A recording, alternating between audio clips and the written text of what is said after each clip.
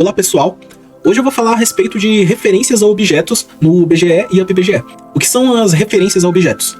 São meio que uma variável que você pode guardar em algum lugar e essa variável vai dar acesso a esse objeto. Qual é a utilidade disso? Nós temos aqui, por exemplo, um diagrama demonstrando meio que uma cena. Nessa cena temos vários objetos, né? Essa cena é composta por exemplo, tem uma lâmpada, tem uma câmera, tem um inimigo, aliás, tem vários inimigos, tem um jogador e tal.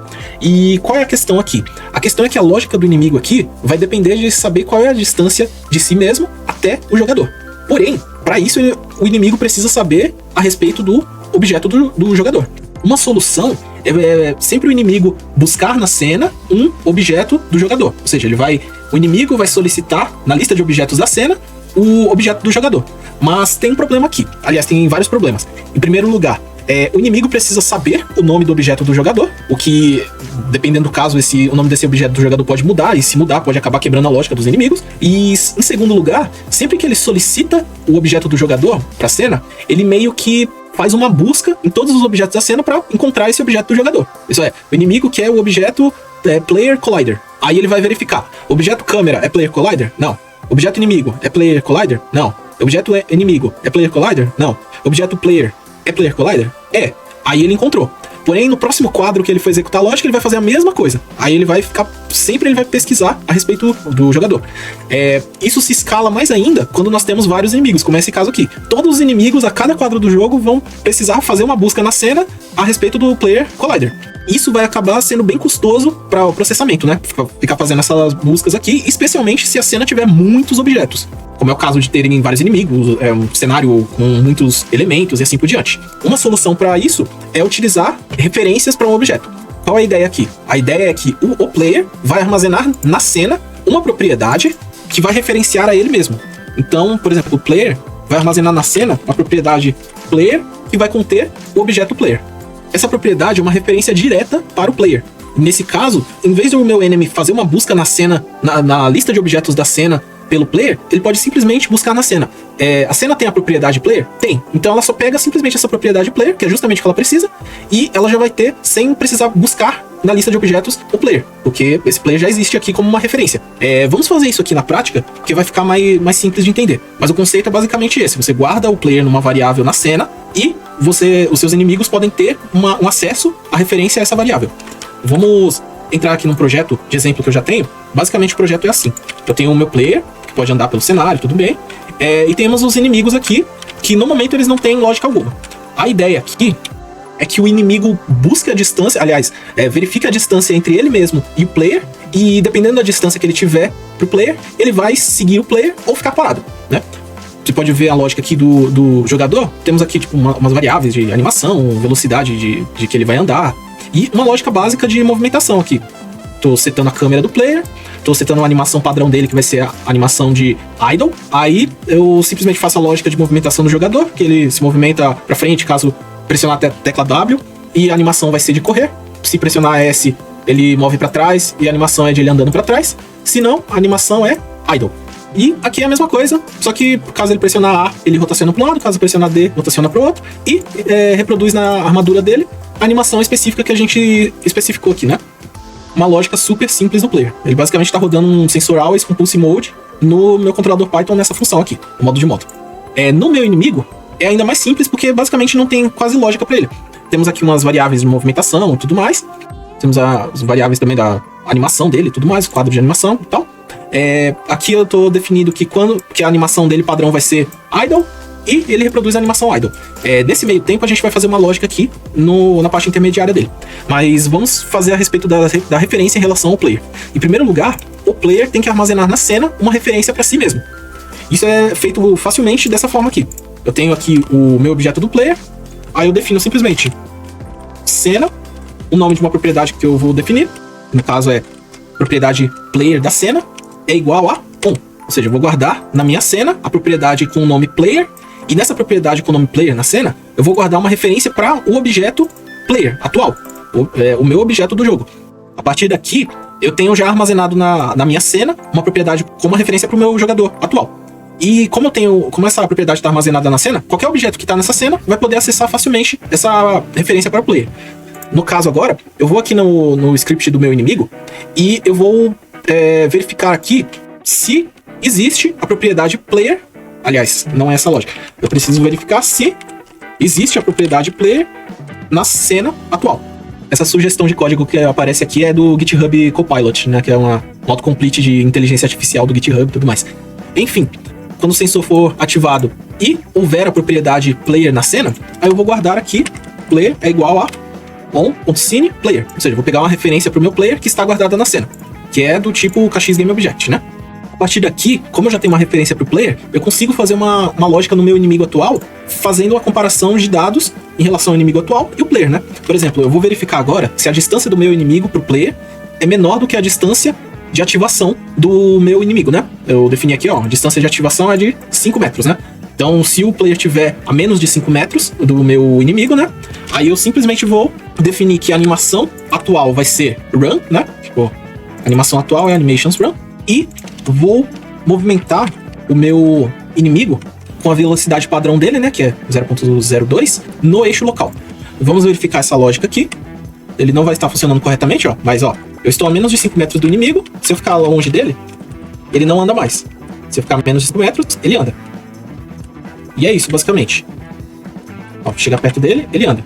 Se eu fico a mais de 5 metros, ele para de andar. E é isso, basicamente. Agora eu preciso apenas que o meu inimigo se direcione para o player, né? Nesse caso, eu vou fazer da seguinte forma. É on, que é o inimigo, né? Ponto align axis to vect. Esse vetor aqui, para eu direcionar o inimigo para o player, eu preciso pegar posição alvo, né? Player.word position menos posição inicial, que é o nosso inimigo, né? O eixo que nós precisamos direcionar ele é o eixo Y, né? Então é X é 0, Y é 1 e o Z é 2, né? E, ok. E uma velocidade em que ele vai se direcionar para o nosso player, né? A velocidade 1 é instantaneamente, né? Eu vou colocar aqui, ó, 0.2, que é uma velocidade que ele vai direcionar bem suavemente para o nosso player. Porém, aqui a gente colocou um vetor aqui, que é o vetor para direcionar para ele, né? Porém, como a gente está a direção do nosso inimigo, ele tem que se direcionar para o eixo Y negativo. Como você pode ver aqui, ó, o Y positivo está indo para trás dele. Ele tem que se direcionar para o eixo Y negativo. Então, eu vou negar, aliás, vou tornar negativo esse vetor inteiro aqui, né? O vetor de direção aqui. E é isso. Agora eu vou reproduzir o jogo aqui, ó. Ops, deu algum erro aqui. Ah, aqui é o eixo, né? Y1, e aqui é o fator, que é 0.2. É o que eu queria, de fato, a suavização. Então, vetor que é para direcionar, eixo e fator de suavização, né? Agora eu vou reproduzir aqui. Ok, agora ele está direcionando corretamente para o player. Porém, perceba que ele está rotacionando de forma errada, né? Isso aqui é porque eu estou rotacionando apenas um eixo, né? O eixo Y. Ele está direcionando para o player. Mas eu vou também rotacionar aqui, alinhar o seguinte eixo, 0, 0, 1. E vai direcionar o eixo Z, instantaneamente. O que é isso aqui que faz? Aqui ele direciona o eixo Y negativo do nosso inimigo para o player. E aqui ele rotaciona o eixo Z positivo do nosso inimigo para cima. Ou seja, ele sempre vai, o eixo Z dele sempre vai estar direcionado para o lado de cima, né? E é isso, basicamente. Eu vou rodar de novo aqui o jogo. Perceba que agora está rodando corretamente. Enfim, o inimigo ele sabe da existência do player, né? Que está guardada a referência do player na nossa cena. Aí não tem overhead de ele fazer a busca pelo player na cena, né? Aí, como você pode ver, tá funcionando corretamente a lógica. Existem outras vantagens de fazer essa abordagem aqui, de referências, porque você tem conhecimento de objetos de seu interesse, né? Por exemplo, aqui no meu inimigo, eu posso também armazenar uma referência para todos os inimigos da cena. Por exemplo, ao iniciar na cena, quando o meu inimigo iniciar na cena, eu vou verificar a existência de uma propriedade chamada se não houver a propriedade enemies em on.scene enemies é igual a um dicionário vazio. E como o meu objeto na cena já foi iniciado, né? On enemies, eu vou definir aqui simplesmente que eu vou guardar sobre o ID do meu inimigo, vou guardar uma referência para o objeto do inimigo. Deixa eu explicar essa lógica aqui, né? Quando o meu objeto iniciar na cena, né? Ou seja, quando o status do sensor acabar de ser ativado, ou seja, só roda uma vez isso aqui, né? Aí eu verifico se a a propriedade inimigos não está na cena, aí eu vou criar na minha cena um dicionário chamado inimigos. Esse dicionário vai conter as referências para todos os inimigos da cena. Aí, como acabei de criar esse dicionário, esse dicionário de referências na cena, aí eu vou adicionar uma referência pro meu objeto atual, né? Tipo, o meu objeto inimigo atual, no dicionário de referências da minha cena aqui. A palavra-chave do meu objeto vai ser o ID desse objeto. O ID, no caso, é uma função do Python, né? ID, ele retorna a identidade de um objeto, que é basicamente um número inteiro, né? Retorna um número, que é meio que o endereço de memória do meu objeto, né? Então é sempre um valor único, né? E é isso, basicamente. Uma vez que eu tenho uma referência para o meu inimigo na cena, né? Na lista de referências de inimigos, eu posso fazer qualquer coisa que eu quiser com esses inimigos, né? Por exemplo, eu posso aqui, no meu player, se eu pressionar a tecla espaço, não sei, por exemplo, ó, if is key pressed. Inclusive, essa função is key pressed foi eu que inventei aqui, né? É uma funçãozinha aqui, só para verificar se a tecla está ativada num determinado status. Se ele está com a tecla pressionada, pge.events.spacekey no status que acabou de ser ativado, quando eu pressionar a tecla de espaço, ele vai rodar em um único quadro, né? Eu vou, não sei, if enemies in on.scene, isso é, se houver a propriedade enemies na minha cena, aí eu vou simplesmente printar on.scene enemies. Eu vou printar aqui na minha tela todos os inimigos da minha cena, né? Esse dicionário aqui que eu criei. Eu vou rodar aqui no jogo, ok? Eu vou pressionar aqui a barra de espaço, ok? Ele printou aqui só um inimigo. Possivelmente ele devia ter printado um dicionário com todos os inimigos, né? No caso, possivelmente, cara. Isso aqui pode estar rodando apenas quando o player iniciou na cena. Mas como talvez eles possam estar rodando primeiro, antes do player iniciar na cena, aí ele nunca roda isso aqui, né? Então eu posso colocar essa linha aqui fora dessa condição. Se o status do sensor acabou de ser ativado, se não houver inimigos na cena, inicia a propriedade enemies na cena. Aí a gente adiciona uma referência para o enemies na lista de objetos, né? Independente de o player ter sido iniciado na cena ou não, né? Acho que esse aqui era o problema. Ok, eu vou rodar novamente. Temos aqui, vou pressionar espaço. Ok. Agora ele printou um dicionário para mim aqui, né? Perceba que o dicionário basicamente é um string como chave e um objeto enemy collider. String, ó, um inteiro como chave, né? E o objeto enemy collider. Aí temos aqui toda a lista de todos os objetos da cena, todos os inimigos da cena, né? E eu consigo fazer o que eu quiser, por exemplo, com todos os inimigos da cena. Sem eu precisar fazer uma busca a cada quadro do jogo, por todos os objetos da cena e tudo mais. Que eu já tenho aqui, logo quando eles iniciaram na cena, eles adicionaram uma referência para si mesmos na lista de inimigos da cena, né? Então, nesse caso, eu posso fazer qualquer coisa que eu quiser com minha lista de inimigos, né? Quando eu pressionar a tecla de espaço aqui, eu quero deletar todos os inimigos da cena. Aí, se houver inimigos em on.scene, eu vou simplesmente para cada palavra-chave em on.scene.enemies.keys. Aliás, eu vou converter isso aqui para uma lista. Eu vou converter isso aqui para lista porque ele vai dar um erro aqui específico, porque eu vou deletar as palavras-chave da lista e ele vai dar um erro de que a lista de itens foi alterada enquanto ele estava fazendo o loop, né? Aí eu vou gerar uma lista nova a partir das palavras-chave dele aqui. Essa é a razão pela qual eu estou convertendo para lista. Ok, aqui eu vou pegar então o objeto, que é enemy é igual a on.scene enemies, a chave, e vou finalizar o objeto. No caso é enemy.endObject e deleto da lista de inimigos a palavra-chave em específico, né? Vou fazer uma deleção aqui.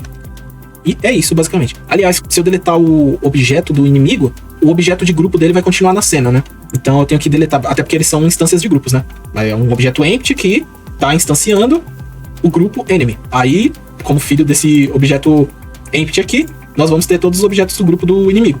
Mas aí esse empty em específico vai continuar na cena. Então eu vou ter que deletar esse empty, né? Então é enemy.groupObject.endObject. Aliás, eu vou fazer uma marcação de tipo aqui. O inimigo é do tipo KXGameObject. E ok, quando eu pressionar a tecla barra de espaço, eu vou verificar se existe a propriedade enemies na cena. Se houver, né, essa propriedade, aí eu faço um loop por dentro de todas as palavras-chave da propriedade enemies da nossa cena. Aí eu vou pegar o objeto enemy a partir dessa palavra-chave, vou finalizar o objeto de grupo desse objeto enemy e vou deletar essa palavra-chave da minha lista enemies. Aí eu vou fazer isso para todos os objetos. Então, eu vou deletar todos os inimigos da cena quando eu pressionar a barra de espaço. Vamos verificar aqui o que vai acontecer. Aliás, antes disso eu também vou printar, né? Print on.scene enemies. Ok, vamos rodar aqui. Temos todos os inimigos na cena, né? Eu vou pressionar a barra de espaço e deletou todos os inimigos da cena. Se eu pressionar a barra de espaço de novo, você vê aqui, ele printa um dicionário vazio. Aí você pode ver aqui, ó. Quando eu pressionei a barra de espaço pela primeira vez, tinha todos os inimigos na cena, né? Aí ele printou todos os inimigos, foi lá e depois deletou todos os inimigos. Aí, no final, quando eu pressionei de novo, já tinha um dicionário vazio, porque todos os inimigos foram deletados. E é isso, basicamente, em relação a referências de objetos. Dá pra fazer muita coisa interessante a respeito de referências de objetos. Você tem um ganho de performance em utilizar as referências, ao invés de ficar buscando na cena esses objetos. E a lista é basicamente de benefícios, né? Espero que tenha sido útil esse vídeo aqui, né? E até a próxima.